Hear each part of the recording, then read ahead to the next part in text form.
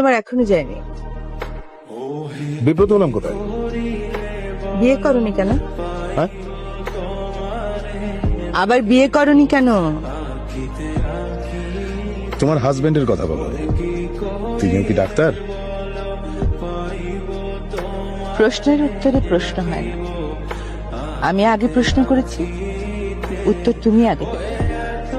কি বিয়ে করিনি কেন? হ্যাঁ, আরেকবার বিয়ে।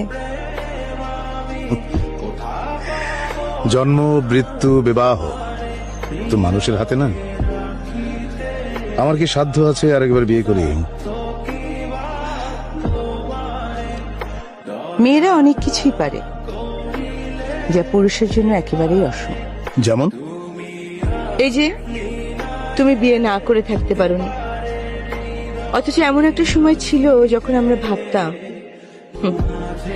যে আমরা একে অন্যের জন্য সৃষ্টি হয়েছি।